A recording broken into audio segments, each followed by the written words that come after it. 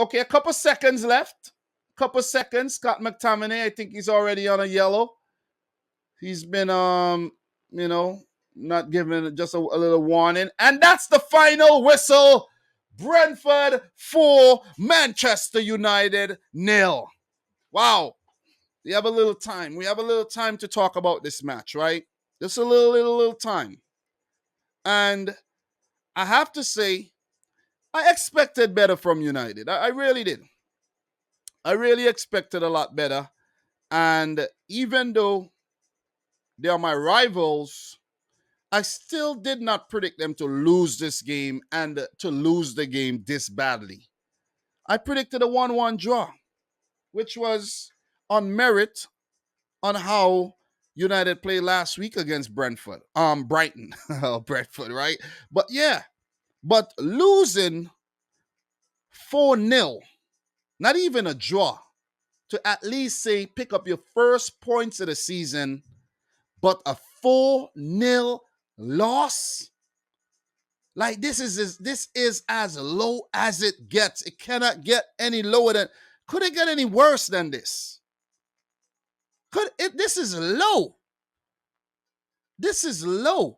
And this is how low Man United are right now. This is how low they are right now. You scroll down to the bottom of the table, and that's exactly where they're at right now. 20th. 2 matches, 2 losses, a -5 goal difference, 1 goal scored, 6 conceded. Unacceptable. Unacceptable for a club of their stature, the history, the past glory, the fan base, the money that they spent, the caliber of manager that they hired. They do have some quality players in the team, but apparently there is absolutely no cohesiveness. It's just 11 headless chickens running around chasing a football. That's what it was. Schoolboy stuff on the day. And when I say schoolboy stuff, I mean Brentford were just, you have a recess and the older kids playing against the younger kids and they bully them around. Schoolboys football. You see what I'm saying? It was too one-sided. This was too one-sided. If you're waking up from an afternoon nap right now and you see the score, you might say, nah, am I still dreaming? I gotta pinch myself to see if this is real, because 4-0, wow. But anyways, guys, just to touch on the goal scorers and, run through this really, really quick. The opening goal, you have to save those. De Gea, you have to save those. And as the commentators were saying, De Gea would pick those up in training, maybe with his eyes closed. And he should have never allowed that ball to get through. Never. And I think Cristiano Ronaldo was a bit complacent as well, losing that ball that eventually came to Josh Da Silva. And you got to give Josh Da Silva a lot of credit. A brilliant left-footed goal against Leicester in the last game to equalize, and a right-footed swinger to beat De Gea to open the scoring here to give Brentford the psychological advantage in the game. Because United coming off of a loss, and to put them behind early in the game, I think that was an early knockout blow. And 8 minutes later, David De Gea, probably still thinking about the howler, passed the ball to Christian Eriksen when he was being pressured. How are you going to pass a ball to a player who's on the edge of the box, being pressed, nowhere, no out ball? Just kick the ball up the field, man. Just kick the ball up the field. You see what I'm saying?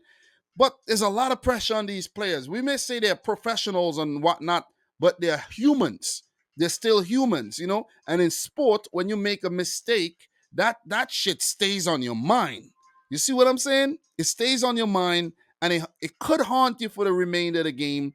especially if you lost your previous game and you staring down the barrel of another defeat. You see what I mean? So he didn't think. He really didn't think. He had a brain fart there, passed the ball to Eriksson. He's not at fault. Stolen by Jensen and put away, dispatched. 2-0 up. I was pretty sure that there was no comeback happening today when it was 2-0. But to make matters worse, Brentford scored a third. And it was just too many defensive errors, too many poor decision making by the defenders. You know, impact players like Bruno Fernandes, Cristiano Ronaldo not really being impactful. You see what I'm saying? In the games, both games, 2 games now, players are not putting their hand up and say, okay, let's pull things back. Things just got from bad to worse. That Ben Mee goal was so scrappy. I can't tell you exactly what happened. That's how scrappy it was. I have to go back and take another look at that goal. But the Brian Mbeumo goal 5 minutes later was from a Man United set piece. A counter-attacking goal. Counter-attacking. Overcommitting. And you can't really fault the team for overcommitting, being 3-0 down. But at least set yourself up so that if there's a breakaway, you could deal with it. And the way Ivan Toney bend the ball around to Mbeumo and he just, muscled his way forward and dispatched that ball. Brilliant stuff by Brentford. Brilliant stuff. I can't believe I predicted Brentford to get relegated. It is Man United who are showing relegation form so far this season. There was a couple more opportunities, couple more mistakes. De Gea did, pull off some good saves. And the game ended 4-0. But to be 4-0 down in 35 minutes is unacceptable. Really unacceptable.